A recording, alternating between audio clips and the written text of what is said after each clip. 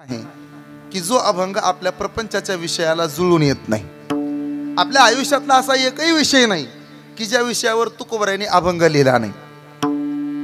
30 दिवसांमध्ये 24 तासामध्ये प्रत्येक तासाला प्रत्येक मिनिटाला जे जे संकट येईल त्या संकटावरती उपाय म्हणून तुकोबरायांचा अभंग जरी वापरला, मला खात्री आहे आपला परमार्थ सोपा होईल ना होईल मला माहित नाही, पण मला नक्की खात्री आहे आपला तुकोबरायांचं परमार्थानं आपली उंची नक्की वाढेल।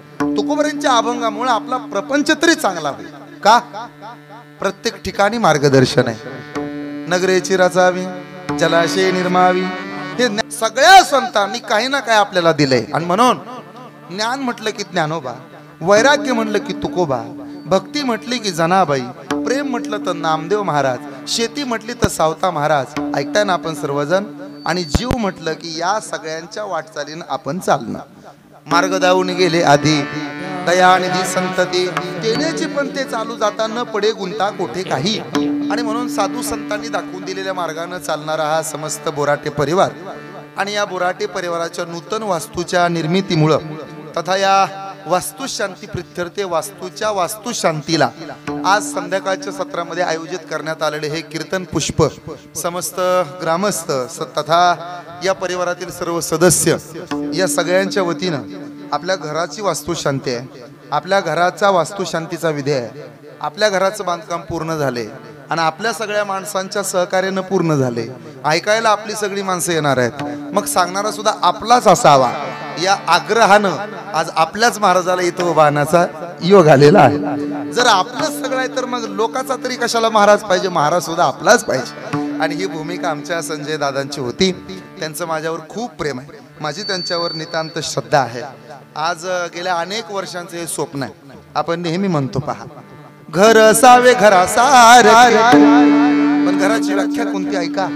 आचार विचार घराची आखणी आहे, प्रेम घराचा पाया आहे, जिव्हाळा घराचं छत आहे, वैराग्य नावाच्या घराच्या भिंती आहेत, संस्कार घराचा उंबरा आहे, पैसा घरातला पाहुणा आहे, राग या घराचा वैरी आहे, सदाचार नावाचा मेहुणा आपल्या घरात यावा आणि तो आपल्याकडे राहावा आणि त्यानं त्याचे संस्कार आपल्याला द्यावेत। एकदा का सदाचार या घरात राहिला रे राहिला की जगाचा बाप सुद्धा अशा घरात येऊन राहिल्याशिवाय राहत नाही, तो येतो, त्याचं वास्तव्य असतं। आपल्या घरात कोण राहतो? तो देव राहायला पाहिजे। माणसाला राहण्यासाठीचं घर यांनी बांधलं नाही, देवे बरे निरंतर। माणसाला राहणारी घरं ही काही काळापुरती असतात, माणसाला राहणारी घरं ही तात्पुरती असतात ना, काही तट्ट्याचे असतात, काही झोपड्याचे असतात। माणसाला राहायला घर येतात ना, ऊस तोडायला आलेले ते पण घरच बांधतात, पाय लांबवले की खाली टेकतात आणि हात वर केले की हात वरी टेकतात। पण हे घर माणसाच्या लायकीचं असतं, आजचं घर माणसाच्या मापचं नाही। मग आमच्या संजय दादांनी बांधलेलं घर, या घरात माणसं राहतील ह्यात काय नवल आहे, ते तर राहतच असतात, पण या घरात साधू संतांचा वास राहावा आणि जगाचा मालक या घरात माझं घर म्हणून राहावा, ही भूमिका या परिवाराची गेल्या अनेक वर्षाच्या मेहनतीची आहे। एक नाही, दोन नाही, तीन नाही, तब्बल अनेक वर्ष हा परिवार संघर्षातनं आलाय। शून्यातनं विश्व तयार करणारा हा परिवार आहे। या परिवाराचा संघर्ष मी जसा पाहिलाय तसा तुम्ही सुद्धा सर्वांनी पाहिलेला आहे। आमच्या आदरणीय संजय दादांनी फार कष्ट केलेले आहेत, ट्रॅक्टर चालवलाय, ट्रॅक्टरवर अगदी मजुरी केलेली आहे, त्यातून एक एक रुपया जमवला। दोन्ही भावांच्या प्रपंचाबरोबर आपलाही प्रपंच त्यांच्या बरोबरीनं पुढे यावा याकरता एकमेकांवर प्रेम करत हे तीनही भाऊ इथपर्यंत आले। दोन्ही भावांचं विशेष प्रेम त्यांच्यावरती आहे। मग संजय दादा आहेत, अशोक दादा आहेत, हनुमंत दादा आहेत, हा सगळा त्यांचा परिवार आहे। अगदी सगळ्यांचंच माझ्यावरती नितांत प्रेम हे आहे। राणीताईंच्या या घरात येण्यानं लक्ष्मीचं पाऊलच घरात पडलं आणि घराचं गोकुळ झालं। त्यांनी खांद्याला खांदा लावून संजय दादांना भली मोठी साथ दिली। दोनही मुलं राम लक्ष्मणासारखे आहेत, ज्यामध्ये आमचा अमर दादा आहे, आदित्य दादा आहेत। ही दोनही लेकरं आहेत, अत्यंत कष्टातनं यांनी सुद्धा शिक्षण घेतलेलं आहे। एका पोरानं काळ्या आईची प्रामाणिकपणानं सेवा करावी, शेती करावी, आणि दुसऱ्यानं खाकी वर्दी अंगावरती घेऊन महाराष्ट्राची सेवा करावी, हे सुद्धा त्यांच्या आजी आजोबाचं पुण्य आहे, हे लक्षात राहू द्या। त्यामुळे आज गणपत दादांचं पुण्य नक्कीच मानलं पाहिजे, त्यांचा आशीर्वाद आहे। आज डोळे भरून येतील ह्या परिवाराचे। आज पहाटे 4 वाजल्यापासून डोळ्याला डोळा नसेल, गेल्या 2 महिन्यापासून चाललेली कीर्तनाची तयारी आणि घर व्हावं याकरता झालेले सगळे प्रयत्न। पण हे घर बांधणं सोपं नसतं, माणसं उगा म्हणून म्हणत नाहीत। विहीर पहावी खांदून, लग्न पहावे करून, आणि घर पाहावं बांधून. ज्याला काही कळत नाही ते सुद्धा सल्ले देऊन जात येत. जिना असा करा, उमरा तसा करा, दरवाजा असाच करा, ह्याचा कलरच असा करा. 4-4 वेळा कलर बदलणारी माणसं सुद्धा मी डोळ्यानं पाहिलेत. हे असंच झालं तसंच झालं. वास्तुशास्त्रात असं नाही तसं नाही. त्यांना विचारलं तुम्हाला लय अनुभव दिसतो वास्तुशास्त्राचा, तुमचं कसं आहे? आम्ही भाड्यानं राहतो. मग भाड्यानं राहणाऱ्या भाड्यांनी सल्ला कशाला द्यायला पाहिजे? पण हे नेमकं घोटाळे होतात ऐकताना तुम्ही. ते सांगत राहतात पण त्यातनं कसा तरी मार्ग काढत काढत बरं ह्याला आर्थिक मदत सुद्धा लागते, पैसा लागतो. घर बांधायचं म्हणजे काय सोपं काम राहिलेलं नाही. आणि सगळ्यात महत्वाची गोष्ट म्हणजे जे घर बांधायचंय त्या घरात प्रेम सुद्धा असलं पाहिजे, त्या घरात माया असली पाहिजे, त्या घरात ममता असली पाहिजे. आणि याकरता परिवारानं साथ दिली पाहिजे. अशी परिवारानं साथ दिली आणि आज आमच्या अमर भैयाचं, आमच्या आदित्य दादाचं आणि संजय दादांचं हे स्वप्न पूर्ण झालं. घराकडे पाहिलं की यांना समाधान वाटत.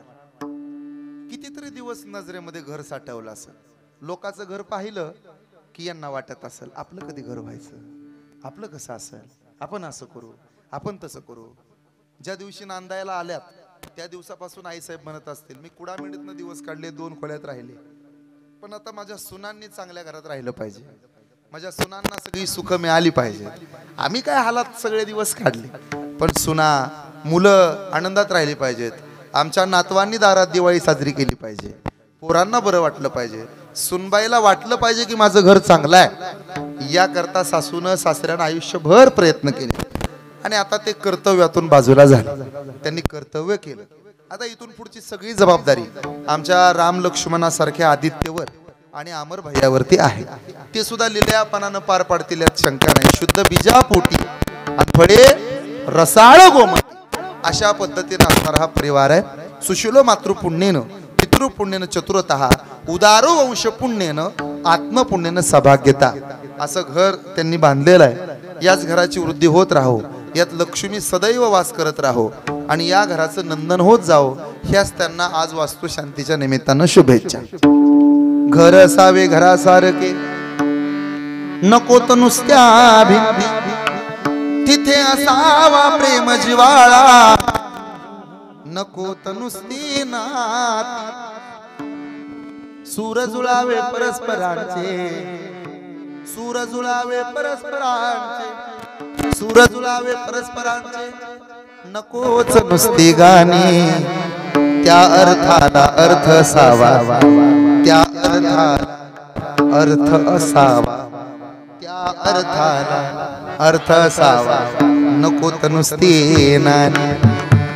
या घरट्यातून पिलू उडावे, या घरट्यातून पिलू उडावे, या घरट्यातून पिलू उडावे, दिव्य घेऊन शक्ती आकांक्षाचे पंख असावे उंबरठ्यावर भर, आकांक्षाचे पंख असावे उंबरठ्यावर भरती. ते घर कोणतं? ज्ञानदेवा घर ओ चिदानंदी ज्ञानदेवा घर.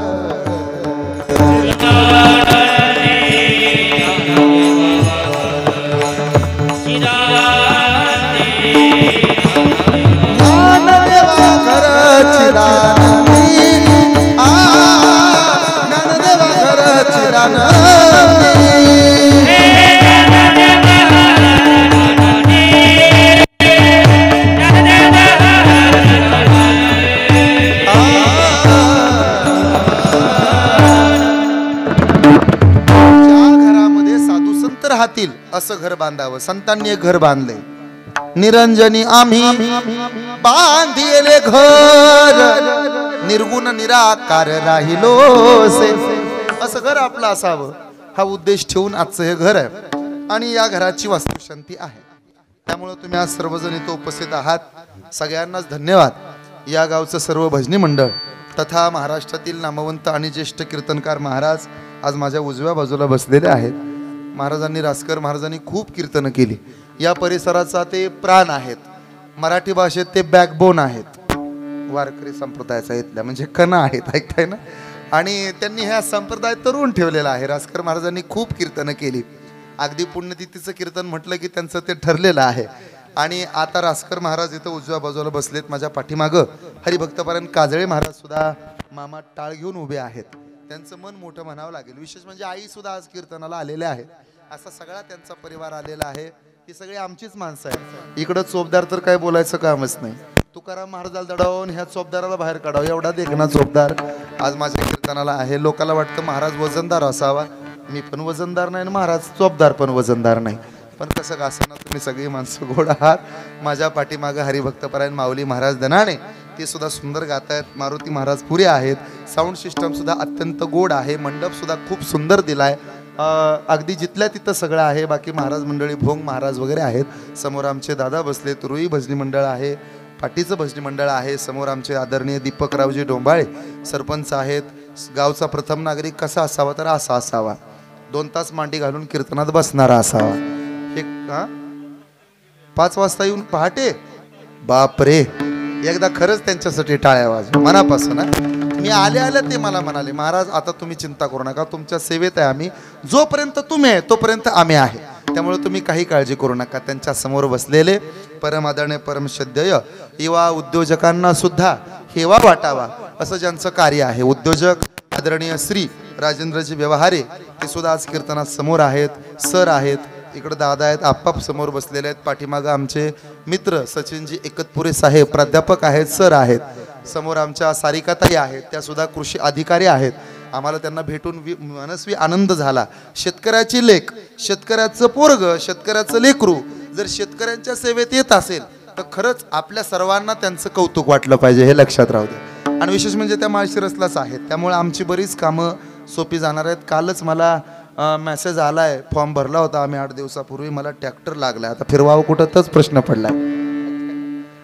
ज्याला 2.5 एकर शेती त्याला 5.5 लाखाचा ट्रॅक्टर कुणाच्यात फिरवतो बाबा नेऊन. ऐक पण कसं का असं ना अगदी त्यांचं आम्हाला नक्की मदत होईल. तुम्ही सगळे आहात. मला नाही मदत होऊ द्या पण गोरगरिबांना तुमची मदत झाली की बस हे आजी फिटले माझे कोडे. आणि बहुत दिवसाचे असं सगळं वातावरण आहे. पाठीमागं बसलेले आमची मंडळी आहेत. आचार्य दादा अत्यंत गोड आहेत. तुमच्या सगळ्याच्या पायावरती नतमस्तक होतो. आणि मला माझ्या अभंगाकडे वळायचंय. माझ्या अभंगाकडे मी वळतो. विठ्ठल माणसाच्या जन्माला आल्याच्या नंतर 4 आश्रम पडतात. माझ्याकडे पहा. लक्ष देऊन कीर्तन ऐका. आजपर्यंत जे ऐकलं नाही ते मला तुम्हाला सांगायचंय. नक्की तुमच्या फायद्याला येईल. माझं अख्खं कीर्तन जरी तुम्ही विसरलात गपारे आमच्या घरी लय पोर आहेत लय ताप देतात म्हणून मी कीर्तनाला येतो. तुम्ही पण ताप दिल्यावर मी कुणाच्याच जायचं सांगा बरं. शांत राहा. माझं अख्खं कीर्तन जरी विसरला तरी माझे काही विचार तुमच्या कामाला येतील. धर्माच्या मंडपातली एकही गोष्ट कधी वायाला गेली नाही आणि इथून पुढे कधी वायाला जाणार नाही. काय काय वायाला जात नाही जरा यादी ऐका. तुळशीला घातलेलं पाणी, गाईला चारलेला घास, मंदिराला दिलेली देणगी, नाम सप्ताहाला केलेली मदत, वारकरीला केलेलं अन्नदान, पंढरपूरची केलेली वारी, आई बापाची केलेली सेवा आणि कीर्तनात बसून देवाच्या नावानं वाजलेली टाळी कधीच वायाला जात नाही. हा वारकरी संप्रदायाचा इतिहास आहे.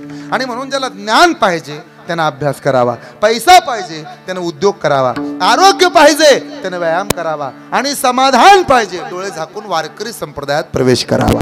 ठरलंय आपलं.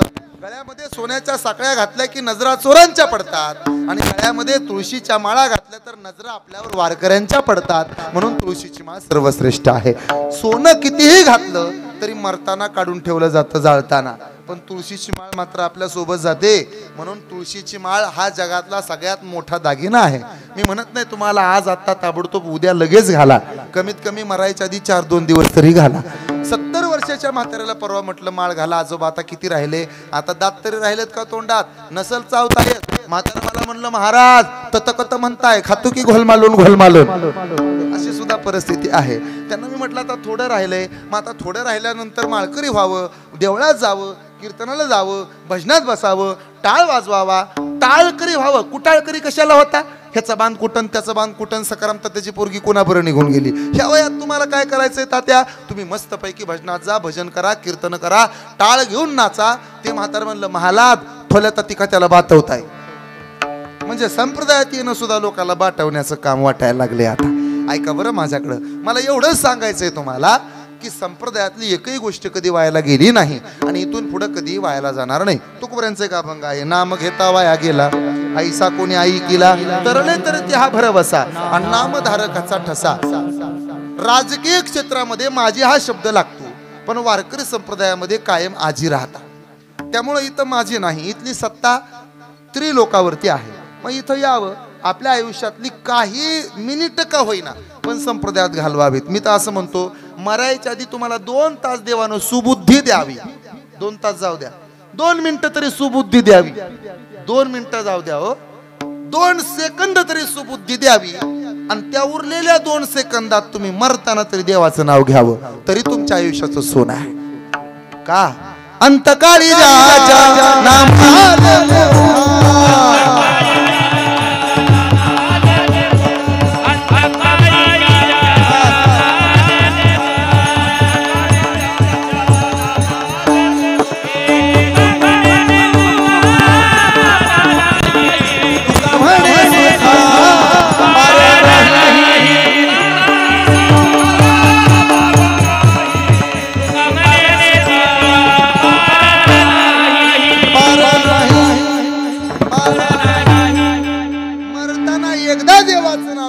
तर एवढं चांगलं होत असेल तर आपण तर जिंदगीभर देवाचं नामस्मरण करणारी माणसं आहोत. आपण किती वाईट असू द्या, पण कमीत कमी विठ्ठल विठ्ठल तरी म्हणालोय, एखाद्याला राम राम तरी म्हणालोय, एखाद्याला हात तरी जोडलाय, म्हणजे आपल्याला डायरेक्ट मोक्ष आहे. तुम्ही अजिबात काळजी करू नका, आपण चांगलेच आहोत. मी नेहमी सांगतो, जहर पिलाने वाली पुतना और गालियां देने वाला शिशुपाल, अगर उनको मोक्ष मिल सकता है, जहर पिलाने वाली पुतना और गालियां देने वाला शिशुपाल, अगर उनको भी मोक्ष मिल सकता है तो हम तो उसकी माला जपने वाले हैं, हमारा भी उद्धार वही करने वाला है. हे कायम लक्षात राहू द्या. आया बहिणीनं शिव्या घालत होता एक जण, त्याचं नाव शिशुपाल. देवाच्या पुढे उभा राहिला ना, आई बहीण काढली त्यानं, किती राग आला असेल देवाला.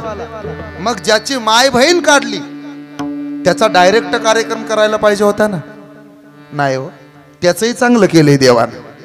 जो देवाला शिव्या देत होता त्याचं जर देव चांगलं करतो, आपल्यातलं एवढे तरी विचित्र नाहीत की आपण देवाला शिव्या देऊ.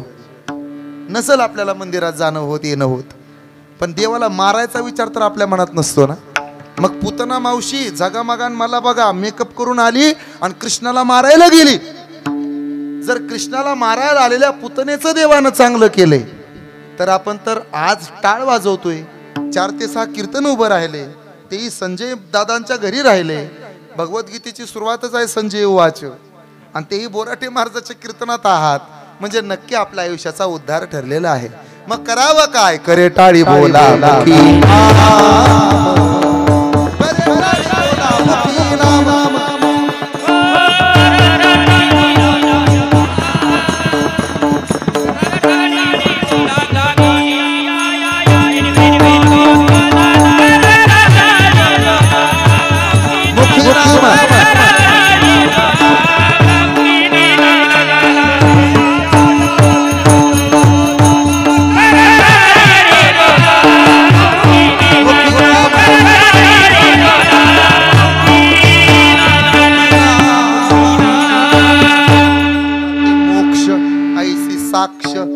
बहुतांची. हाती मोक्ष, मुखी नाम, हाती मोक्ष आणि आईसी साक्ष फक्त इंदापूरकरांची. मग बहुतांची सगळ्यांनी सांगितले. बरं, सगळ्यांनी सांगितलं, मग ते खोटं असतं का खरं असतं? खरं असतं. एकाचं दोघाचं मत एका बाजूला आणि 100 जणांचं मत एका बाजूला. खरं सांगा, तुम्ही कुणाचं मत ग्राह्य धराल? हे सरकार सुद्धा एक मतावर चालतं का बहुमतावर? बहुमतावर. वारकरी संप्रदायातलं बहुमत आहे की तुम्ही नामस्मरण करा. मग आपल्याला काय अडचण आहे? मग नामस्मरण केलं पाहिजे. माझ्याकडे या 4 आश्रम पडतात. एक सगळ्यात महत्वाचा बालक आश्रम, 2 गृहस्थ आश्रम, 3 संन्यास आश्रम आणि 4 वानप्रस्थाश्रम. आता क्रम लावून घेऊ. 1 बालक आश्रम, 2 गृहस्थ आश्रम, 3 वानप्रस्थाश्रम आणि 4 सगळ्यात महत्वाचा संन्यास आश्रम. किती आश्रम झाले? 4. आपल्या मानवी जीवनामध्ये 4 प्रकारचे आश्रम पडतात. म्हणजे आपलं जीवन 4 टप्प्यात विभागायचे. आपलं जीवन हे 4 पट्ट्यात वेगळं करायचे. आपल्या जगण्याचे 4 टप्पे पाहिजेत. 4 टप्पे म्हणजे 4 पायऱ्या. आपल्या घराला सुद्धा जर नीट मोजल्या तर खालून जशा 4 पायऱ्या महत्वाच्या आहेत, तसे 4 टप्पे महत्वाचे आहेत. आता कसं ते ऐका. पूर्वी माणसाला 100 वर्ष आयुष्य होतं. किती वर्ष?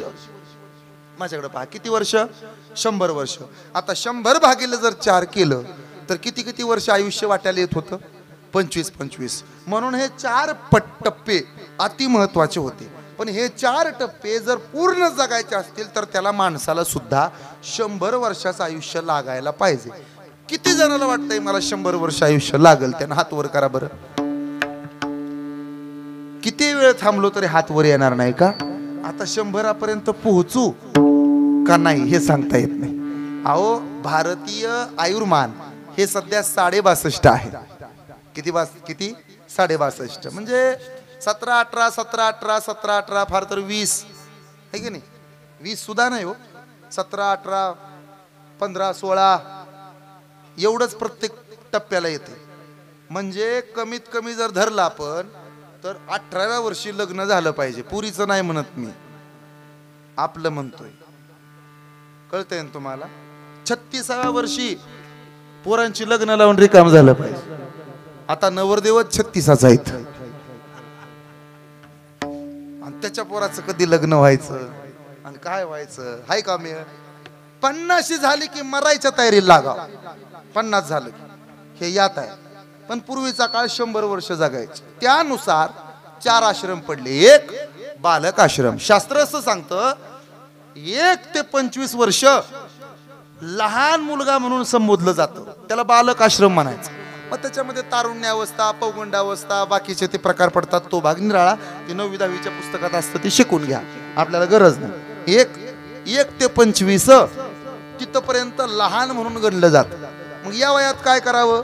या वयामध्ये अभ्यास करावा, या वयामध्ये साधना करावी. 25व्या वर्षापर्यंत हार्ड स्टडी करावा, प्रखर वाचन करावं, प्रखर पाठांतर करावं.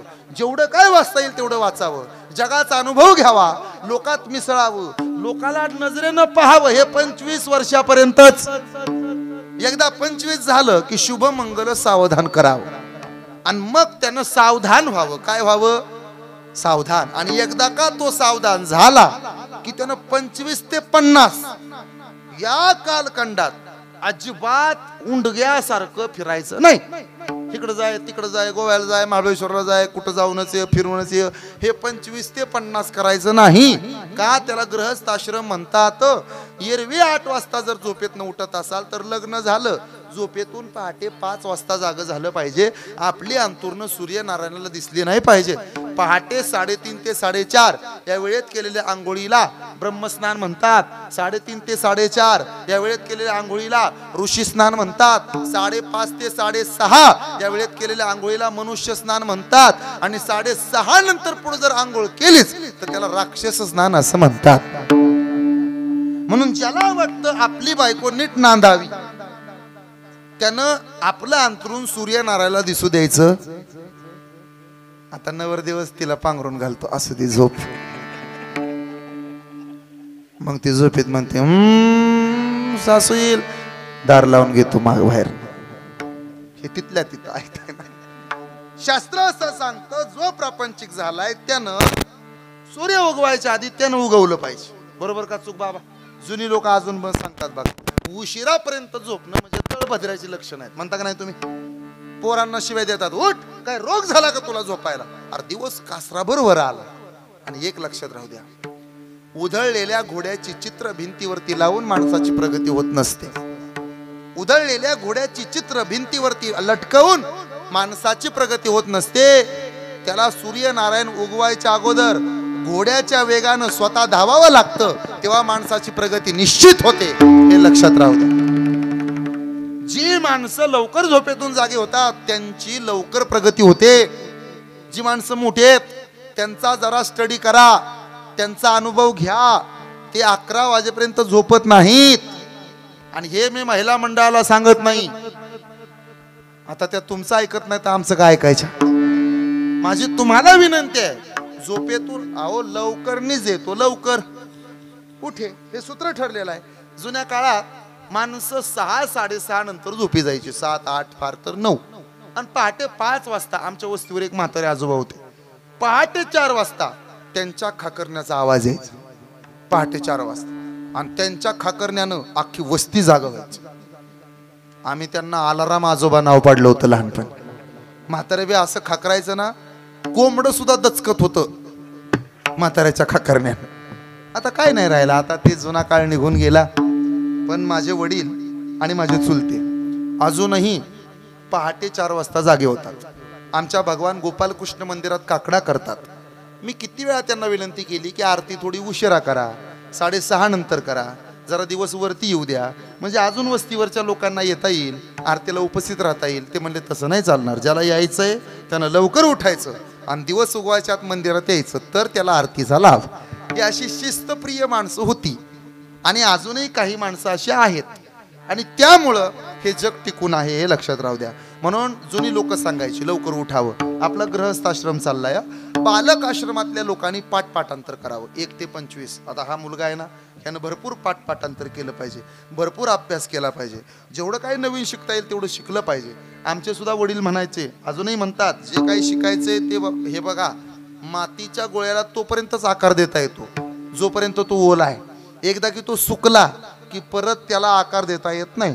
त्याचं लग्न होत नाही तोपर्यंत ते म्हणतं आई कुठं गेली, आई कुठं गेली, आई कुठं गेली, आई कुठं गेली. सगळ्या आयाने ऐका, एकदा का त्याचं लग्न झालं की परत ते म्हणत नाही आई कुठं गेली, आई कुठं गेली. त्याचा मंत्र बदलतो. ते म्हणतात ती कुठं गेली, ती कुठं गेली, ती कुठं गेली, ती कुठं गेली. तुम्ही पहा, परात आली आणि काठवट गेली. काठवटीला 2 कान होते, परातीला कान आहेत का?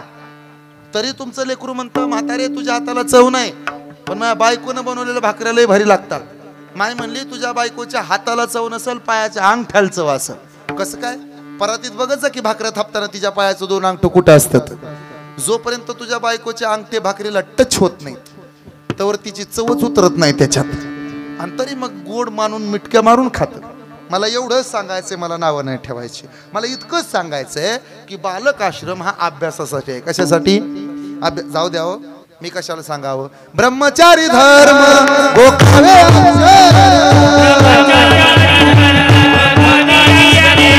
ब्रह्मचारी धर्म गोखावे अक्षर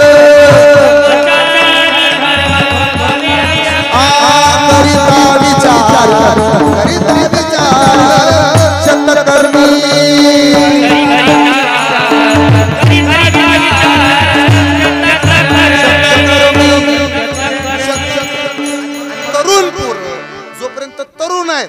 तोपर्यंत त्यांनी साधना केली पाहिजे, व्यायाम केला पाहिजे. आम्ही लहान होतो तेव्हा आम्ही विहिरीवर आंघोळीला जायचो. आता विहिरी राहिल्या नाहीत तशा पूर्वीसारख्या आंघोळीच्या मापच्या. म्हणून लोकांनी स्विमिंग टँक बांधले.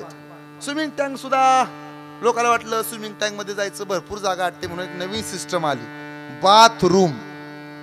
आणि त्या बाथरूम मध्ये बाथ टब ठेवण्यात आलाय. आज जायचं, त्याच्यात झोपायचं, फेस होतो वगैरे वगैरे. मी यासाठी आल्या बघितलं, पण तसलं काही केलेलं दिसलं नाही. असू दे, ज्याला पोहायला येत नाही त्यासाठी चांगलं आहे, अगदी चांगली व्यवस्था. परंतु जुना काळ असा होता की पहाटे लवकर उठायचं हे ब्रह्मचार्यांना. म्हणून ब्रह्मचारी जी माणसं आहेत ना, त्यांनी त्यांच्या व्रताचं भरपूर पालन केलं पाहिजे. 1 ते 25. आता 25 ते 50 चला. काय काय करायचे? स्त्री हाती धरिता देठ, लागे प्रपंचाचे नेट. काय प्रमाण दिलीत बघा ना. अहो, बायकोचा हात हातात धरला की प्रपंचाचं नॅट लागतं. आना माग लागतो. काय लागतो?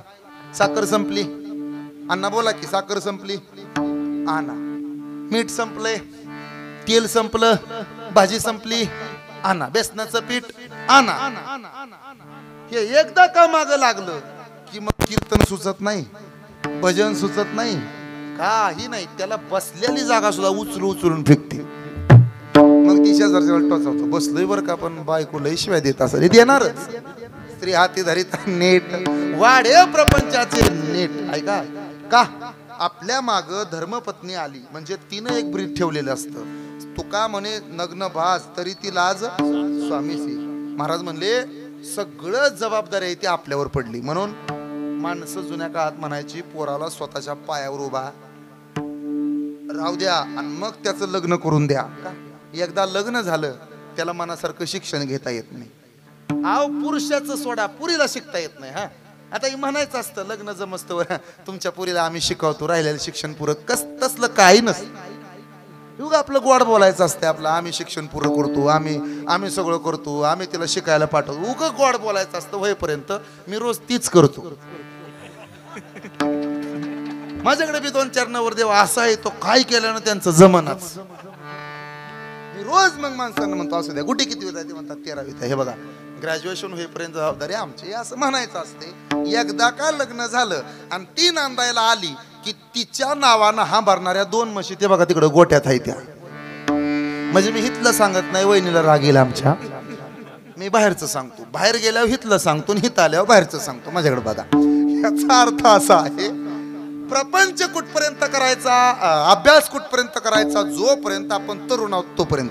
एकदा आपलं लग्न झालं, बाकीचं सगळं डोक्यातनं काढायचं, खाली मान घालायची. रुपयाला रुपया कसा. हे बघा, 3 गोष्टी सुखाने मिळत नाहीत.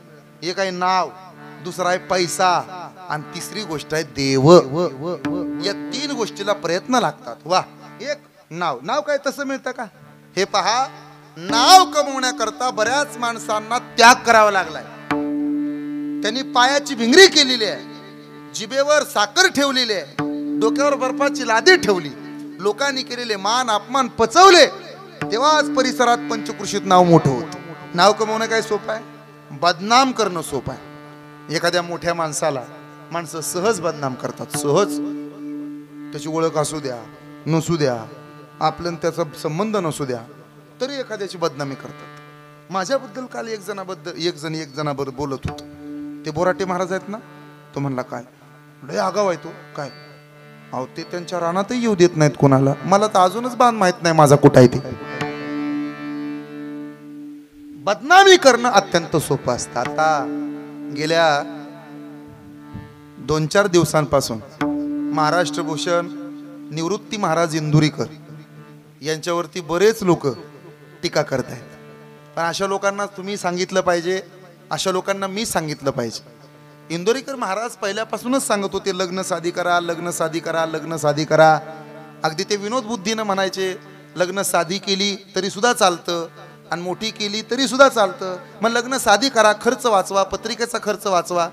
हे गरीब लोकांसाठी सांगायचे, विशेष म्हणजे शेतकऱ्यांसाठी सांगायचे. सांगताना असं सांगायचे की कर्ज काढून लग्न करू नका, हा त्या पाठीमागचा उद्देश होता.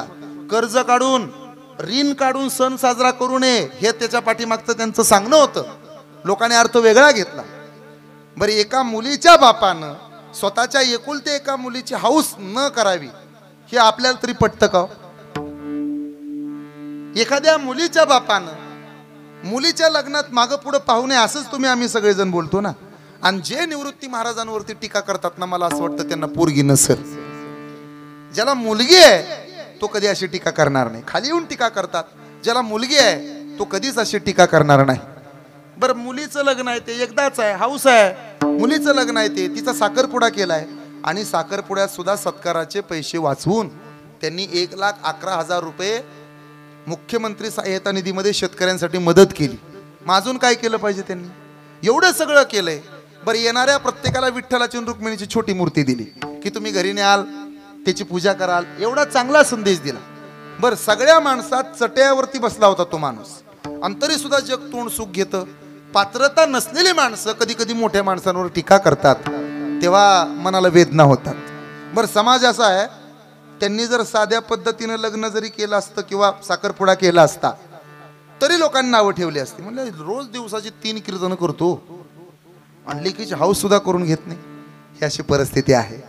आणि त्यांनी जे केलं ते योग्य केलं. त्यामुळे प्रत्येक बापानं आपल्या लेकीसाठी करायलाच पाहिजे. आणि त्यांनी केलंय हे चुकीचं आहे का बरोबर आहे हे तुम्ही लोकाला विचारू नका, फक्त तुमच्या पोटच्या पुरीला विचारा. तुमची मुलगी जर म्हणली महाराजांनी चुकीचं केलंय तर मग चुकीचं असेल, पण तुमची पोरगी कधीच म्हणणार नाही. ती म्हणणार आहे बाबांनी केलं ते बरोबर केलं. याचा अर्थ असा आहे, नाव कमवणं सोपं नाही. नाव मोठं झालं की बसता उठता विचार करावा लागतो. आमच्यासारख्याला तरी एवढी अडचण आहे, आम्ही कुठे चहाला जरी उभा राहिलो तरी आमच्या नावाची चर्चा. काल महाराज दिसला होता बरं का टपरीवर, ज्याच्यात थांबलोय त्या बी बिचाराच्या हॉटेलची टपरी झाली. आणि एखाद्या पानपट्टी समोर जर चुकून आमची गाडी थांबली, महाराजाची गाडी दिसली होती बरं का बारच्या पुढं, बाप रे, हे असे लोक आहेत. म्हणून नाव कमवणं बाबा सोपं नाही. नावाला जपा, नाव कमवा. 2 पैसा कमवणं काय सोपं आहे का? पैसा कमवायला कष्ट लागतात. ज्यानं कमवलंय त्याला विचारा. मोठ्याचे माप काढून लोक वेगळं. एकानं बंगला बांधायला काढला. बरं आपल्याला जमत नाही नाव कमवायला, पैसा कमवायला. जे कमवतायत त्यांना नाव ठेवण्यात मजा आहे का? बंगला बांधायला काढला, 2 मजल्याचं बांधकाम होत आलं आणि वस्तीवरची एक बाई नुसतं येऊन घराच्या मालकीने म्हणली, होय हो तुम्ही 2 जण नाव? हो. भाऊजी थोरलाय तर आम्ही धाकटाय. मग वर कोण राहणार आहे, तुम्ही का भाऊजी? अजून बांधकाम तसंच पडलंय. गौंडी वैतगून गेलाय, पुरं करून घ्या, पुरं करून घ्या. नुसतं यायचं आणि काड्या टाकून जायचं. 2 गोष्टी, नाव आणि पैसा, कष्ट करावे लागतील. माझी विनंती आहे, रोज म्हणतो हे तुम्हाला, फक्त आम्ही कीर्तनापुरतं सांगत नाही. त्यांना विचारा, हे महाराज लोक बरोबर असतात. मी प्रत्येक वेळेला सांगतो, कष्ट करा. ज्या दिवशी कीर्तन नसेल त्या दिवशी शेतात काम करा. ज्या दिवशी कीर्तन नाही त्या दिवशी अभ्यास करा. नवीन चाली बसवा, अभ्यास करा, अभ्यास वाढवा, पाठांतर करा, पकवाजाचे बोल अजून घ्या. मी रोज सांगतो, विचारा माझ्या समोर आहे ते, रोज सांगतो. आणि ह्यांना सांगतो यात नवल नाही. मी स्वतः ते करतो. मी स्वतः ते आधी आचरणात आणतो. का? पैसा काही सुखाने मिळतो? हे पहा, कमवायचं किती आणि घालवायचं कुठं हे ज्याला कळालंय त्यानं आजपासून पैसा कमवायला चालू केलं पाहिजे. कमवा, मागं राहू नका. या जगात पैशा 3 नाम, परशा, परसू आणि परसराम. एखाद्याकडे पैसे नसू द्या, लोक त्याला हाक मारतात, हे परशा, एकेरी नावान. आरचाली म्हणत नाहीत पण परशा म्हणतात. त्याच्याकडे थोडा जास्त पैसा असू द्या, लोक म्हणतात परशू कीर्तनाला चल. आणि त्याच्याकडे भरपूर पैसा असू द्या, लोक म्हणतात काय परशुराम पाटील. का बोलतो तो? तोंड नसलं तरी बोलतो. धनवंता लागी सर्वत्र मान्यता आहे जगी. विनोद बुद्धीनं, मी जेव्हा नवीन कीर्तन करत होतो तेव्हा एक मी विनोद बुद्धीनं दृष्टांत सांगायचो. पैसा काय करतो आणि किती वाईट असतो बघा. पैसा का पाहिजे? एक मित्र दुसऱ्या मित्राकडे गेला आणि त्या मित्रानं त्या मित्राला सांगायला सुरुवात केली, अरे माझा प्रेमविवाह आहे, आमचं जमलंय, कॉलेजमध्ये जमलंय, मुलगी खूप सुंदर आहे आणि माझं लग्न येणाऱ्या मंगळवारी आहे. मग ज्याला सांगत होता तो मित्र म्हणाला, काय रे मंगळवारी लग्न धरलंय पण कुठं आहे? म्हणे कोर्टात आहे. आम्ही पळून जाऊन लग्न करणार आहे. मी कुणालाच सांगितलं नाही म्हणे, पण तुला सांगितलंय, तू ये. तो म्हणला मला मंगळवारी काही जमणार नाही, पण मी गुरुवारी किंवा शुक्रवारी तुझ्या भेटीला येईन, हरकत नाही. मग होय रे, एक विचारायचं होतं तुला. काय? तो म्हणे काय? तू तर असा, मुलगी एवढी सुंदर आहे, मी मोबाईलमध्ये तुझा फोटो पाहिला, एवढी सुंदर मुलगी, तुला हो कसं काय म्हणाली? तुझ्याकडे तर रुपया नाही. तुम्हाला मी तिला सांगितलंय माझ्याकडे काय नाही, पण माझा चुलता खूप श्रीमंत आहे. बरं हरकत नाही, असू द्या, लग्न झाल्यावर मी शुक्रवारी येईन. ठरलाय कोणता दिवस? शुक्रवार. ठरल्याप्रमाणे तो शुक्रवारी आपल्या मित्राला भेटायला बुफे घेऊन गेला. आपल्या मित्राला भेटायचं, आपल्या भाऊजेला भेटायचं, वहिनींना भेटायचं, मित्राला भेटायचं, सोबत फोटो काढायचा म्हणून पायऱ्या चढून घरात गेला. आणि घरात जाऊन पाहतो तर हा मित्र एकटाच बसला होता सोफ्यावर. त्यानं हाक मारली, का रे वहिनी कुठं आहेत आमच्या? मंगळवारी लग्न होतं, मला काय जमलं नाही यायला, पण मी आज आलोय. कसं कसं झालं? त्याचं तोंड पडलं, तोंड उतरलं आणि त्या जोडीदारानं बोलायला चालू केलं, काय झालं मित्रा? फार वाईट झालं बघ, कोर्टात गेलो आणि माझी बायको तिथून गेली रे, नाही झालं लग्न. मग हा मित्र म्हणला, काय झालं तिथं गेल्यावर? काही नाही, तिनं मला कोर्टात गेल्यावर विचारलं तुमच्याकडे पैसे किती आहेत, बँक बॅलन्स किती आहे, जमीन किती आहे. मग तू काय सांगितलं? मी म्हणालो की माझ्याकडे काहीच नाही, रुपये नाही, पण माझा चुलता खूप श्रीमंत आहे आणि चुलत्याला मूलबाळ नाही, आणि एकदा का चुलता गेला की हाय ते सगळं माझंच आहे, तोपर्यंत आपण मस्तपैकी लग्न करू, संसार करू. मी म्हटलं, तो म्हणाला मग लग्न व्हायला पाहिजे ना. मित्र म्हणाला, म्हणून तर घोटाळा झाला. काय? मी तिला सांगितलं चुलत्याकडे भरपूर पैसा आहे आणि त्याला मूलबाळ नाही. हे ऐकल्यानंतर तिनं चुलत्याबरोबरच लग्न केलं. मी तसाच गोसावी अजूनच राहील. हा पैसा आहे, हे लक्षात राहू द्या. जमलेली मोडतात, जमलेली अहो झालेली मोडतात, झालेली अहो द्या सोडून. ज्याच्या हातात 18 कोटीचं घड्याळ, त्या हार्दिक पांड्याची बायको त्याला सोडून जाते. माझं तर 5,000चा बीपीच वाढतो माझा कधी कधी ऐकताय. त्यानं तर घालायचंच बंद केलं काय कोणास ठाऊक. याचा अर्थ असा आहे की नाव कमवणं कठीण आहे, पैसा कमवणं कठीण आहे. जरा पुढचा ऐका, देव कमवणं कठीण आहे, पण या तिन्ही गोष्टी ज्या आश्रमात कमवायच्या त्या आश्रमाचं नाव गृहस्थाश्रम. याच गृहस्थाश्रम या माणसाला लोड आहे, ताण आहे. ह्याच गृहस्थाश्रम माणसानं सप्त्याला वर्गणी द्यायची, ह्यांनीच लोकांमध्ये जायचं, उपस्थिती दाखवायची, पाहुणे रावळे बोलवायचे, बहिणीचं कर्तव्य करायचं, भावाचं कर्तव्य करायचं, मुलाबाळांसाठी 2 रुपये कमवून ठेवायचे. 25 वर्षात खूप ताण घ्यायचा. आणि एकदा का 50 संपलं आणि 51 लागलं की 51 कुठं जायचंय? 51 कुठं जायचं? वनात. वन कळतं ना तुम्हाला, जंगल. एक्का जर वनात नाही गेला तर पोरगा म्हणतो बा. 51च्या पुढे काय येतं? 52. आणि तरी पण बा वनात जायना तर मग तरी पण 53. मग ना तू म्हणतो आजोबा 54. म्हणून वानप्रस्थाश्रम 51 ते 75 हे वय जे आहे ना ते वानप्रस्थाश्रमाचं आहे. या वयात काय करावं ऐका. या वयात तीर्थक्षेत्र पाहावीत, या वयात पंढरपूरची वारी करावी, आळंदीला जावं, समाधी सोहळ्याला जावं, भजन कीर्तन करावं, भारतभर फिरावं, कुठवर फिरावं जवळ हे सगळं सिद्ध आहे. हात चालावया पायी तव तू आपुले सोयीत पाहेन. तीर्थयात्रे जाय. या वयात तीर्थयात्रा करा. एकदा का हात पाय गळाले संपला तुमचा कार्यक्रम. म्हणून या वयात आवा चालली पंढरपुरा. गोठा असा झाला, वेशीपासून आली माघारा. 55 वर्षाची सासू वारीला निघाली आणि बाबीरपट्टीपासून माघारी आली. सुनबाईने विचारला, आत्या वारीला निघालो होता माघारी का आला? परिचय घे सुने बाई. काय दही दूध विकू नको बरं. आत्या नाही विकत, माझ्यावर जरा विश्वास ठेवा हो. जा तुम्ही, तुमचाच प्रपंच आहे, कशाला धक्का लावत नाही, जा.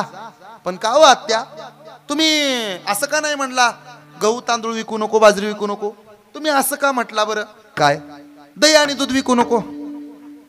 म्हातारी म्हणली, मी आधीच मार्कर पेननं कणगीला खुना करून ठेवल्या त्या, पण दुधाच्या पातेल्याला खून करा येत नव्हती म्हणून थांबली. जा आत्या. 55 वर्षाची सासू परत वारीला निघाली आणि वेशीपासून परत माघारी आली. आवा चालली पंढरपुरा. वेशीपासून आली माघारा. हा अभंग वाचून घ्या, गाठ्यात आहे. वेशीपासून आली माघारा. आत्याबाई आता काय झालं? परिचय घे सुने बाई. माझ्या हातीचा कलवडू माझं वाचून नको गे फोडू. काय म्हटलं आत्या तुम्ही? अगं महिना घालवलाय. कशाला? गौऱ्या थापल्यात. शेणगोळा केलंय, भितडाव गौऱ्या थापल्यात. मग काय महिना घालवलाय आणि ढीग लावलाय. मी येईपर्यंत गौऱ्याच्या ढिगाला हात लावू नकोस. सुनबाई म्हणली, आत्या तुम्ही वारीला जा, मी एकाही गौरीला हात लावत नाही. सगळ्या गौऱ्या फक्त तुमच्यासाठीच राखून ठेवते, फक्त या. याला म्हणायचं वानप्रस्थाश्रम. म्हणून एकदा का सुनबाई घरामध्ये नांदायला आली की सासूबाईनं लय लुडबुड करायची नाही. कसं असेल तसं तिने चपाती केली काय, भाकरी केली काय, तिला जसं पाहिजे तसं करून द्यावं, तिला स्वातंत्र्य द्यावं. हा जिथं चुकते तिथं सांगावं. पण म्हातारी बी असते आगाव. सुनबाईने केलेली चपाती घेते, तिच्या हातावर बघती आणि मग म्हाताऱ्यापाशी जाते. बघा की कसा भारताचा नकाशा काढलाय, बघा की बघा की बघा की. नुसती म्हाताऱ्याजवळ थांबत नाही, वस्तीव घरा येड घालते. बघितलं का सुनबाईनं कसा भारताचा नकाशा काढलाय? हाय का त्याला चव? बघितलं का त्याच्यावर कसं किती करपावली चपाती काय आमकन तमकन. सुनबाई तिकडं देवाला नवस बोलती मसुबाला. सुनबाई म्हणते, एवढा एकदा काही सासू मिली ना अशी खपली पाहिजे म्हातारी, नाही तुझ्या वर्ष श्रद्धाला बोराटी महाराज आणा ना तर मग मी पण म्हणेन द्यायची.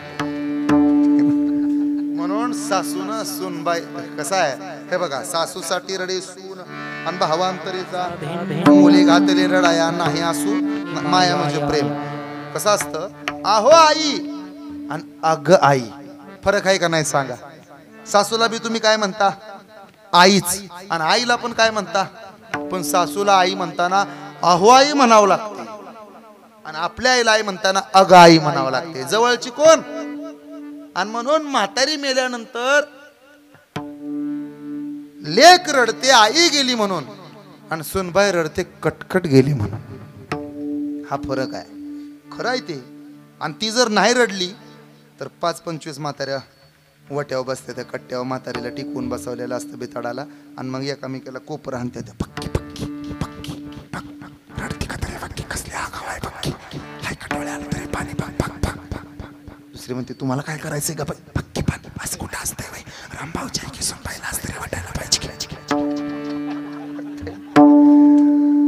असं कोणी म्हणू नये म्हणून बिचारी एवढंच असतं, दुसरं काय नसतं. याचा अर्थ चेहरा पाहतात मग स्वभाव पाहतात. लोकांनी आधी काय पाहायला पाहिजे? स्वभाव पाहायला पाहिजे. सौंदर्य आणि श्रीमंती या दोन गोष्टी तकलादू असतात. पुरुषानं सौंदर्याच्या नादाला लागायचं नसतं आणि बाईनं श्रीमंतीमध्ये कधी अडकायचं नसतं. सौंदर्याच्या नादाला लागल्यामुळं कितीतरी चुकीच्या पुरी आपल्या घरात आल्या आणि श्रीमंतीच्या नादात कितीतरी चांगल्या पुरी चुकीच्या घरात गेल्या. या महाराष्ट्रात वैष्णवी अगवणे नावाचं प्रकरण जिवंत आहे. श्रीमंतीच्या नादाला लागली पोरगी, वाटोळ झाला आयुष्याचं. या महाराष्ट्रात सौंदर्याच्या नादाला लागल्यानंतर तरी कुठं चांगलं झालं. उपसरपंच होता, गाडीच्या काचावर घ्याव्या लागल्या आणि सौंदर्याच्या नादाला लागल्यामुळं डोक्यात बंदुकीनं गोळी घालून घ्यावी लागली. प्रकरण जिवंत आहेत अजून. माझी विनंती आहे तुम्हाला, पुरुषानं सौंदर्य पाहायचं नाही आणि बाईनं श्रीमंती पाहायची नाही. पुरुषानं सौंदर्याला तुच्छ समजलं पाहिजे. सौंदर्य हा स्त्रीचा अलंकार आहे, कर्तृत्व हा पुरुषाचा दागिना आहे. आपण कर्तृत्ववान असलं पाहिजे. आपलं कर्तृत्व हेच आपली श्रीमंती, आपलं कर्तृत्व हेच आपलं देखून. पण गड्यानं कर्तृत्ववान असलं पाहिजे. कर्तबगार असलं की आपली शरीरयष्टी कशी असू द्या आपण सुंदरच दिसतो. माणूस जेव्हा कर्तृत्ववान होतो तेव्हा त्याच्या सौंदर्याचा विचार केला जात नाही. तो दिसायला कसा जरी असला तरी तो सौंदर्यवान दिसतो. डॉक्टर APJ अब्दुल कलाम सौंदर्य नाही पाहिलं, त्यांचं कर्तृत्व पाहिलंय. देशाच्या राष्ट्रपती द्रौपदी मुर्मू ताई सौंदर्य नाही पाहिलं, कर्तृत्व पाहिलंय. कर्तृत्ववान व्हा. अधिकारापेक्षा कर्तव्य करायला शिका. जी माणसं अधिकार पाहतात ना ती माणसं मोठी होत नाहीत, पण जी माणसं कर्तव्य करतात ती माणसं मोठी होतात. थोडं सांगतो पुढे जातो. प्रभू रामचंद्रानं मनात आणलं असतं आणि अधिकारच गाजवला असता तर त्याला गादीचं मालक बनता आलं असतं. पण रामाला गादीचं मालक व्हायचं नव्हतं, रामाला राम व्हायचं होतं. लक्ष्मणाला गादीचं वारस व्हायचं नव्हतं, लक्ष्मणाला लक्ष्मण व्हायचं होतं. अधिकार महत्वाचा नाही, कर्तव्य महत्वाचं. थोरल्या भावानं धाकट्यासाठी कर्तव्य केलं पाहिजे. धाकट्यानं सुद्धा त्याच्यापेक्षा एखादा धाकटा असेल तर त्याच्यासाठी कर्तव्य केलं पाहिजे. आणि सगळ्यात जो लहान आहे त्यानं मोठ्यांसाठी सुद्धा कर्तव्य केलं पाहिजे. थोरल्या सुनवेनं म्हणजे जावेनं धाकट्या जावेला स्कूटीवर बसवलं पाहिजे, स्टार्टर मारला पाहिजे, चावी चालू केली पाहिजे, निमगावला नेलं पाहिजे, इंदापूरला नेलं पाहिजे. आणि थोरलीनं धाकटीला म्हणलं पाहिजे घे तुला पाहिजे तसले कपडे, साडी मस्तपैकी घे. कितीची काढली? 2700ची. अगं 5000ची साडी घे. अहो पैसे नाहीत ताई. अगं मग मी कशाला आणलंय तुला, माझ्याकडे आहेत ना. आम्ही लय गरिबीतनं दिवस काढले, आम्हाला राहायला घर नव्हतं, अमुक नव्हतं तमुक नव्हतं, तुझं चांगलं झाले, घे पैसे भरपूर घे. आणि मग तिनं तिचे सगळे लाड पुरवले पाहिजेत. धाकट्या जावेला तिनं मस्तपैकी हॉटेलमध्ये नेलं पाहिजे. अगं तुझ्या नवऱ्याला टाइम नसतो, व्याप असतं, चल आज मस्तपैकी मी माझ्या वतीनं तुला खायला घालते. मग तिनं मंदिरात नेलं पाहिजे, तिला मस्तपैकी मंदिरात देवदर्शन करून आणलं पाहिजे, घरी आणलं पाहिजे. आणि मग ताईला ती थँक्यू म्हणताना त्या थोरल्या जावेनं धाकटीला म्हणलं पाहिजे डोळे बंद कर. ती म्हणली पाहिजे कशाला? अगं बंद कर, माझ्या बहिणीसारखी आहे की नाही, जावंच आहे की नाही तू? ती म्हणली पाहिजे कशाला? अगं धर डोळे बंद कर. काय? तिनं सोन्याच्या 2 बांगड्या धाकट्या जावेच्या तळहातावर ठेवल्या पाहिजे, माझ्याकडून गिफ्ट. अशी फक्त स्वप्न बघा, अशातली एक बी इथं नाही. मला तोंड बघितलं तरी कळतात. असं कर्तव्य ज्या घरामध्ये असतं त्या घरामध्ये देवाचं वास्तव्य का नसेल हो? असेलच. माझा आता शेवटचा मुद्दा, संन्यास आश्रम या 75 ते 100 वर्षात कधी मरण येईल याची वाट पाहायची. हे 3 आश्रम बाजूला आणि गृहस्थ आश्रम एका बाजूला. गृहस्थ आश्रमी माणसाचं पहिलं कर्तव्य आहे कोणतं? वसवा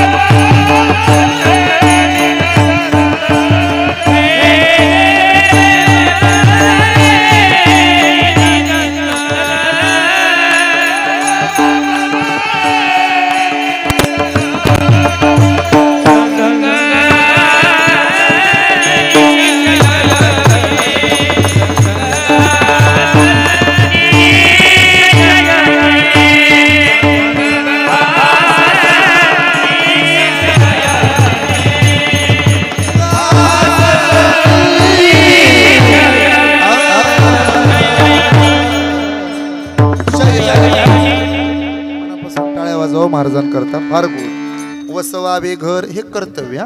आता पुढचं ऐका. ते घर कसं बांधावं. यामध्ये वासनेत बरबटलेलं मन, व्यसनाच्या अधीन गेलेलं तन आणि लबाडीचं धन असू नये. मग नीतीचा व्यवहार असावा. जोडून या धन उत्तम व्यवहारी उदास विचारे वेच करी. प्रत्येकानं कर्तव्य करताना नीतीचा पैसा असावा. कारण नीतीची लक्ष्मी धोका देत नाही आणि अनितीचा पैसा कधी सुखानं झोपू देत नाही. म्हणून वसवावे घर कष्टात नाही. पुढं आता सगळ्यात महत्वाचं आहे, हे घर बांधत राहताना गृहस्थाश्रमी माणसाकडं एक महत्वाचं कर्तव्य असलं पाहिजे, घराची वास्तुशांती. जगात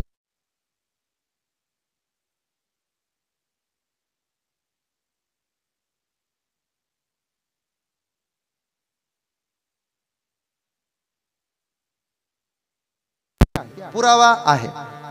आई पार्वतीनं सहज एक दिवशी बसल्या बसल्या महादेवाला इच्छा व्यक्त केली. का हो, परवा गेले होते मी लक्ष्मीच्या घरी. मग काय त्यांचं घर आहे, किती मोठा बंगला आहे, आपल्याला पण घर पाहिजे की. ज्याला वाटतंय की नाही आपला संसार सुखाचा व्हावा, त्यांना आपल्या बायका मोठ्याच्या घरी न्यायच्या नसतात.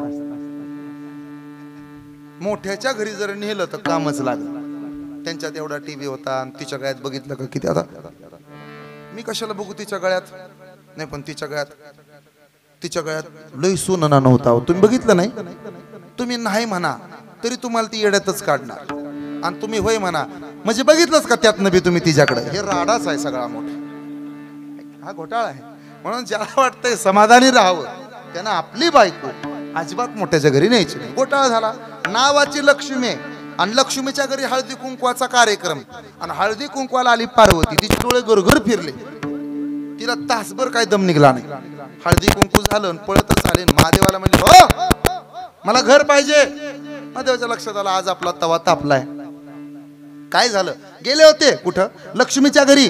तिथं काय पाहिलं, काय सोनं नाणं लक्ष्मीच्या गळ्यात काय. जाऊ द्या लक्ष्मीचं, अवतीचा नवरा विष्णू, गळ्यामध्ये सोन्याच्या माळा, मोत्याच्या माळा, कंठी कौस्तुभ मणी विराजित. काय त्याच्या गळ्यात काय काय आहे म्हणून सांगू, आणि तुमच्या गळ्यात नागोबा. बरं अजून, अहो त्यानं पिवळा पितांबर नेसला होता, तुम्ही तर कपडे बी घाला ना. बरं अजून काय, त्यानं सुदर्शन चक्र घेतलंय, तुम्ही त्रिशूळ घेतलंय. त्याचं वाहन गरुड आहे आणि आम्हाला बैलावर जावं लागतंय तुमच्या संग कुठं कुठं. हे असं फुंतात कुठं कुठं. महादेवाच्या लक्षात आलं हे सुंदरते ध्यान नाराज आहे. अगं रडू नको, रडू नको. कसं, मला बी वाटतं तुमच्या जवळ यावं, फोटो काढावं, सेल्फी काढावं, व्हॉट्सअपला स्टेटस ठेवावं, डीपीला आपल्या फोटो असावा, इंस्टाग्रामला स्टोरी टाकावी, तुम्हाला मेन्शन करा, सेल्फी काढाय. तुमच्या जवळ आली की तुमच्या गळ्यातलं दणका देतोय मोबाईलवर. महादेव म्हणाले असं करूया काय, कंठी शोभे वासुकी हार हे माझं, पण तुला घर पाहिजे ना, बांधून देतो. महादेवाने एका रात्रीत 7.5 कोटी घर बांधली. त्या घराचं नाव आहे लंका. आणि या घराच्या बांधकामासाठी ऐका बरं, सगळ्या गणांनी मदत केली. देवगण, राक्षसगण आणि मनुष्यगण हे तिन्ही गण धावून आले आणि लंकेचं बांधकाम पूर्ण झालं. वास्तुपुरुषाची पूजा झाली आणि कुणीतरी सांगितलं की ब्राह्मण पाहिजे. का, नवग्रहांची पूजा आहे, वास्तुपुरुषाची पूजा आहे. वास्तुपुरुषाला ब्रह्मदेवानं दिलेला आशीर्वाद आहे. ब्रह्मदेवानं सांगितलंय या पृथ्वी तलावर जोपर्यंत एखाद्याच्या घरात तू आहे तोपर्यंत काळाची बाधा होणार नाही. या घराकडे वाकड्या नजरेने कोणी पाहणार नाही. 33 कोटी देवतांचा वास तुझ्या पाठीवर असेल, सगळा भार तुझ्यावर असेल, काही हरकत नाही. हे सगळं सांगितलंय. त्यामुळे तो वास्तुपुरुष आला आणि मग वास्तुपुरुषाला पूजायला सुरुवात केली की ब्राह्मणानं दारात येऊन हाक मारली, ब्राह्मण पाहिजे का ब्राह्मण. हे म्हणले हो. तो ब्राह्मण रावण होता. आतमध्ये बोलवलं, पाठ दिले बसायला महादेवाला आणि पार्वतीला, आणि समोर काका म्हणून कोण बसले, रावण. मग रावण पुढे मंत्र म्हणायचा आणि हे दोघं माग म्हणायचं. एवढे मंत्र यांना आवडले. मग ब्राह्मणानं पूजा पूर्ण केली. ब्राह्मण कोण होता, रावण. अस्माकम सहकुटुंबानां सहपरिवारानां क्षेम धैर्य धन धान्य आयु सकल कामना प्रीत्यर्थ सत्यनारायण करिष्ये. डोळ्याला पाणी लावा. मम म्हणा संकल्प सोडा. काय मंत्र आवडले रावणाचे महादेवाला. वा, काय मंत्र म्हणलात तुम्ही, काय तुमचा आवाज आहे. रावणजी तुम्हाला काय पाहिजे ते माग. तसा पार्वतीनं मांडीवर बसल्या बसल्या तिनं डोक्यावर पदर घेतलेला, पाटावर अवघडून बसलेली, शेजारी महादेव बसलेले. कोणी कुठं बसावं हे पण ठरलेलं आहे. महादेवाच्या उजव्या बाजूला बसायचा अधिकार गणपतीला आणि डाव्या बाजूला बसायचा अधिकार पार्वतीला. आणि पहिली असताना दुसरी केलीच तर डोक्यावर बसायचा अधिकार गंगेला. म्हणून दुसरी कुठं बसते, जोपर्यंत ट्रॅक्टर एकटा असतो तोपर्यंत त्याच्या कुठल्याही ब्रेकवर पाय द्या ते मुंडक्यावर वळतं. पण एकदा का ट्रॅक्टरला मागं ट्रायली अडकवली कधी बघा हायच त्यानं चढायला थोतारवर केल्या. एक ट्रायली वडायला एवढा त्रास, लोक दोन दोन ट्रायला कशा काय वडत असतील देव जाणे. धन्य माता पिता तयाची माझ्याकडे पहा. मग ती पूजा संपन्न झाली आणि महादेव म्हणे माग रावणा. तसा रागच आला पार्वतीला. पार्वतीनं हळूच चिमटा का नाही तुम्हाला, त्याला कशाला मागायला लावताय.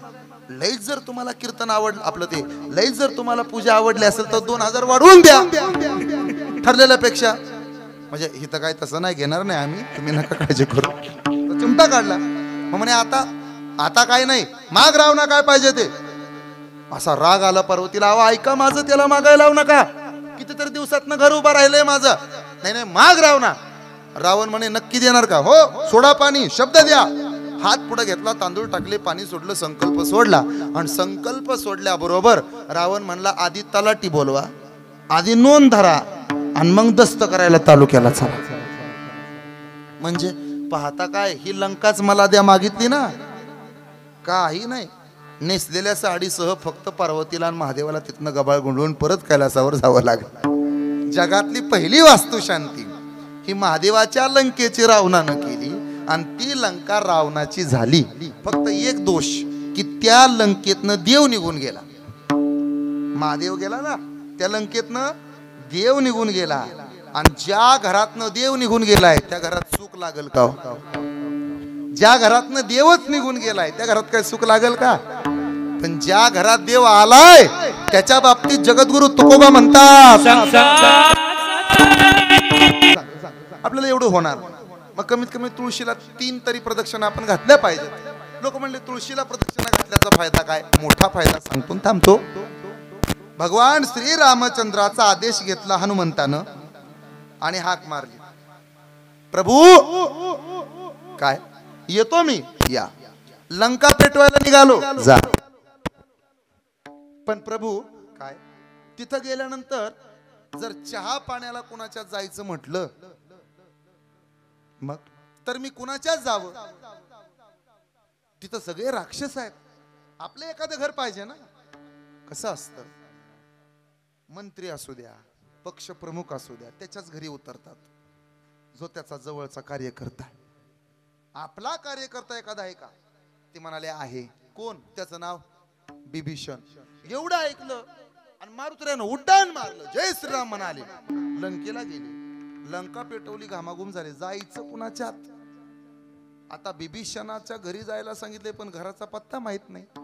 घर शोधावं कसं, सापडल कसं. त्यानं तिथून व्हिडिओ कॉल केला प्रभू रामचंद्राला. प्रभू रामचंद्रजी, अहो त्या आलोय लंकेत पण घर सापडत नाही बिभीषणाचं, कसं शोधू. प्रभू रामचंद्र म्हणले, हे बघ, यासाठी व्हिडिओ कॉल करायची गरज नाही. मग ज्याच्या दारात तुळशी वृंदावन असेल ते घर वैष्णवाचं आहे, बिनधास्त तिथं जा.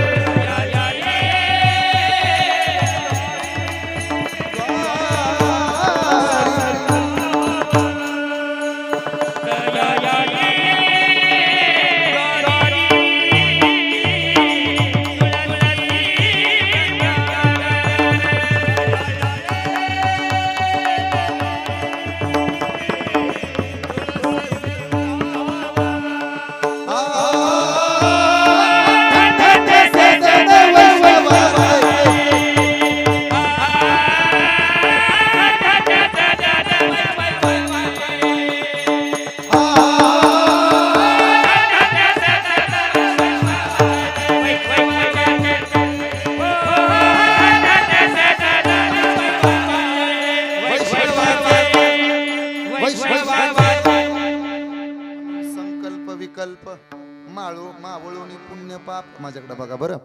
संकल्प कशाला म्हणावं? चांगल्या गोष्टींना संकल्प म्हणावं. आणि विकल्प कशाला म्हणावं? चांगल्या गोष्टीत आडकाठी येत असेल तर त्याला विकल्प म्हणावं. चांगल्या गोष्टीला अनुमोदन देण्याकरता पुण्य आणि पाप ह्याच्या पलीकडे जाऊ. आणि पाप जर वाढवायचं असेल तर काम, क्रोध, मद, मत्सर, दंभ, अहंकार हे आडवं येतं. आणि काम आडवा आला की नाथ महाराज आम्हाला सांगतात, प्रमाण देऊन सांगतात, येडका मदन केवळ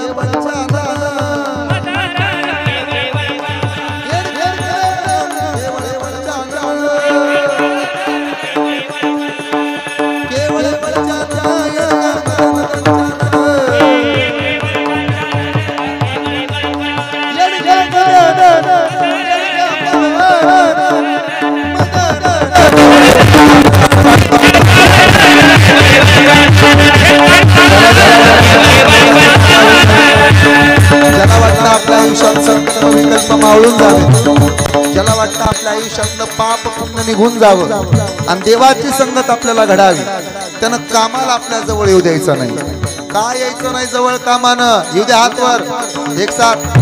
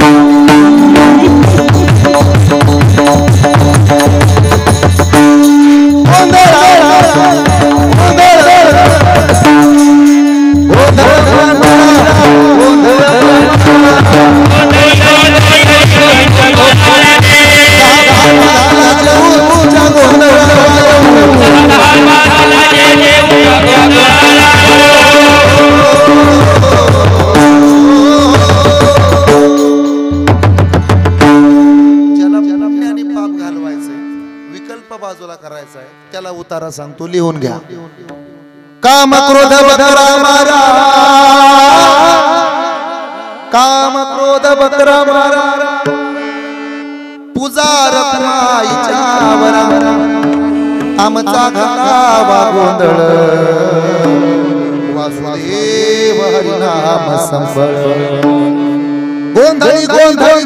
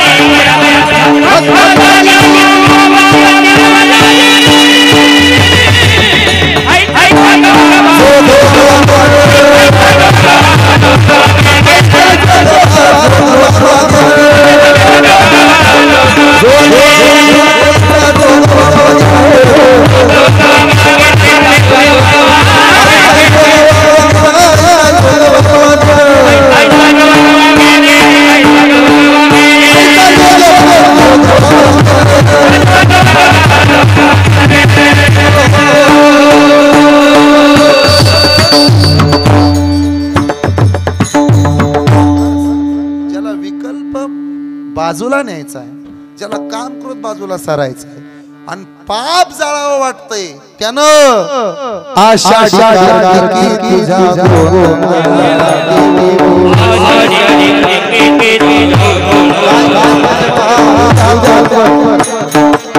कुंडली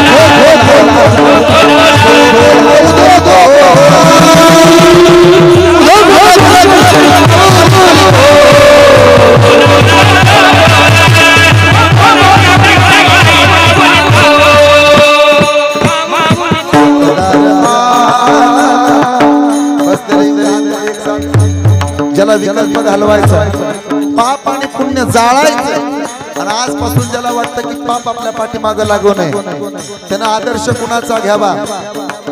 चोपदार चोपदार चोपदार चोपदार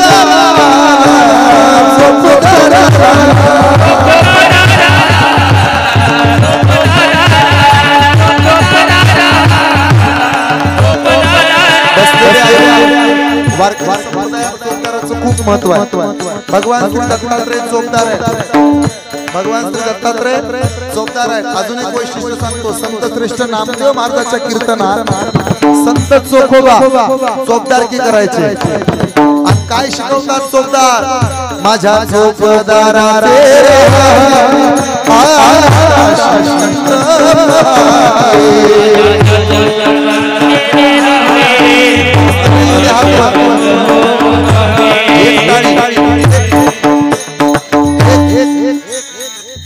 टाळीचा आवाज. माझ्या चोपदाराचे स्वर्ग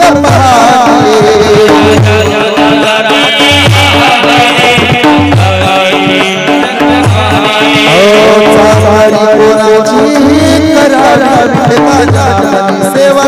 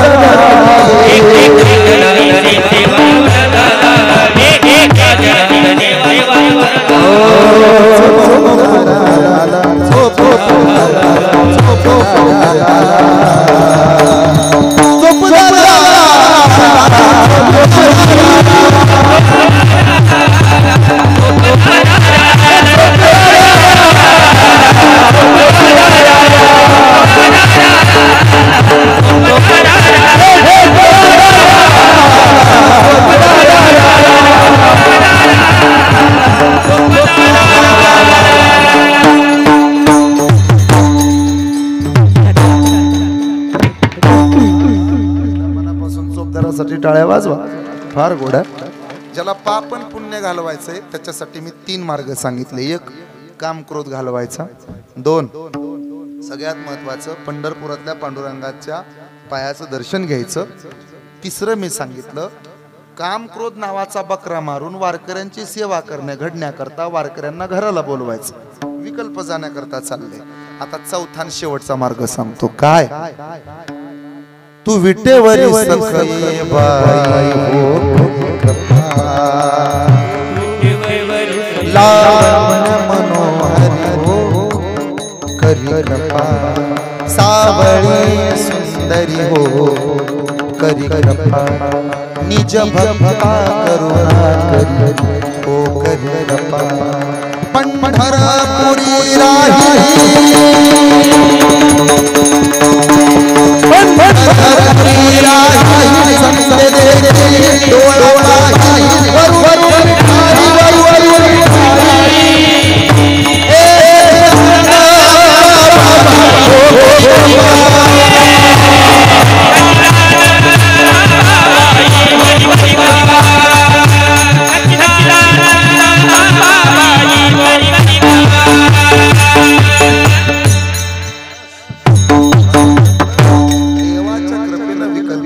का तू विटेवर संसेवाई हो करी कृपा माझे मन लागो तुझे पायी हो करी कृपा लावण्य मनोहरी हो करी कृपा तू सावळे सुंदरी हो करी कृपा निज भक्ता करुणा करी हो करी कृपा पंढरपुरी राहिली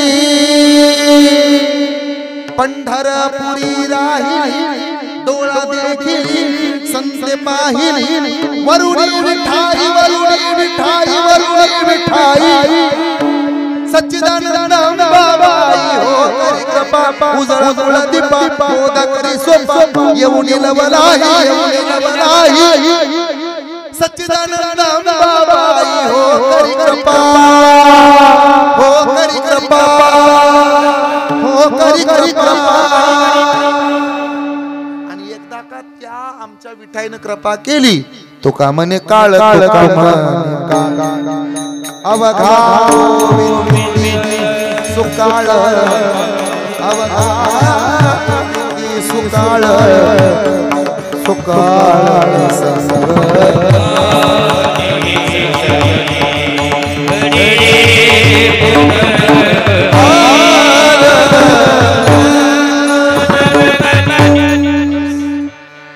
म्हणून अखंड गोविंदाची कृपा अखंड कृष्णाची विठाईची कृपा या घरावरती राहावी.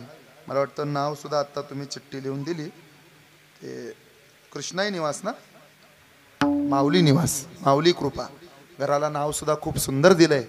माऊली कृपा या वास्तूच्या वास्तुशांती निमित्तानं आदरणीय संजयजी बोराटे आणि त्यांचा संपूर्ण परिवार मगाशी नाव विसरून गेलो सौरभ दादा त्याचबरोबर सगळीच जय दादा आहे आमचे अमर भैया आहेत साहिल आहे ही सगळी तुम्ही सुद्धा तिघजण भाऊ नाही का आणि ही सुद्धा अगदी 4-5 मुलं अत्यंत चांगल्या पद्धतीनं अशीच या पोरांची एकी राहावी आणि यांच्याकरवी देशाची समाजाची सेवा घडत राहावी अशी इच्छा कामना व्यक्त करतो. अशीच वारकऱ्यांची सेवा घडावी आणि अशाच एकोप्यानं या घराची उन्नती व्हावी अशा शुभेच्छा मी त्यांना देतो. भगवान पांडुरंग परमात्म्याजवळ आशीर्वाद मागतो आणि थांबतो. तुमची रजा घेतो. विठोबा रखुमाईचं भजन होईल आणि विठोबा रखुमाईचं भजन झालं की ज्ञानेश्वर माऊलींचं भजन होणार आहे. तत्पूर्वी एक मागणी फक्त सर्वांच्या वतीनं या कुटुंबाकरता मी घरासाठी मागणार आहे थांबणार आहे. या घरात अखंडपणे देवाची सेवा घडावी कुटुंबाची सेवा घडावी याकरता मला हे मागायचंय आणि मी आवर्जून मागणार आहे आज पांडुरंगाकडं. माझे जर कीर्तन खरंच देवाला आवडत असतील तर देव माझी इच्छा नक्की पूर्ण करेल. संगीताचे ज्ञान दे कंठामध्ये तान दे तुझे गीत गाता ऐसे वरदान हे देवा हे पांडुरंगा या घरातल्या पोरांना काय काय द्यायचंय तू मी देवाला मागणार आहे. आमच्या साहिलसाठी मागतोय आमच्या जयसाठी मागतोय सौरभसाठी मागतोय आदित्यसाठी मागतोय माझ्या अमर भैयासाठी मागतोय. काय मागणार आहे मी या कुटुंबाकरता ऐका बरं मन लावून. अख्खं कीर्तन विसरा पण हे मात्र लक्षात ठेवा आपण मागायचंय देवाला आज. देवा आज वास्तुशांतीला आम्ही आलो रे तुम्ही यांच्या घरात तर हे दे. आम्ही आणलेलं गिफ्ट वगैरे त्यांना आवडो न आवडो पण आम्ही तुझ्याकडे मागतोय तू दे. काय दे संगीताचे ज्ञान कंठामध्ये तान दे तुझे गीत गाता यावे ऐसे वरदान दे मायेसाठी माय वारीसाठी पाय दे देवा मायेसाठी माय दे वारीसाठी पाय दे तुझी कृपा कामध्ये अशी एक गाय दे गळ्यामध्ये माळ हातामध्ये टाळ दे देवा मला एक तरी अशी संध्याकाळ दिवसभर कामध्ये पोटा पुरता दामध्ये दिवसभर कामध्ये पोटा पुरता दामध्ये तुझे गीत गाता यावे ऐसे वरदान दे दिवसभर कामध्ये पोटा पुरता दामध्ये कष्ट दूर करावया ओठे तुझे नाम दे कष्ट दूर करावया ओठी तुझे नाम दे कष्ट आणि चारा कष्ट आणि चारा सोसायाला जोर दे देवा कष्ट आणि चारा सोसायाला जोर दे खांद्यावर देवा तुझ्या पालखीचा भार दे खांद्यावर देवा तुझ्या पालखीचा भार दे ध्रुवा परिस्थान दे करुणा परिधान दे या पोरांकडे काय असलं पाहिजे ध्रुव बाळासारखी निष्ठा असावी आणि करण्यासारखी उदारता असली पाहिजे ध्रुवा परिस्थान दे करुणा परिधान दे श्रावणाच्या सेवे थोडस इमान दे श्रावणाच्या सेवे थोडस इमान दे ज्ञानोबाची करुणा तुकोबाची विना दे ज्ञानोबाची करुणा तुकोबाची विना दे वाट दाखविना जन्मो जन्मी राहू गळ्यामध्ये माळ हातामध्ये टाळ दे देवा गळ्यामध्ये माळ दे हातामध्ये टाळ दे देवा मला एक तरी अशी संध्याकाळ दे देवा मला अशी संध्याकाळ ठोपा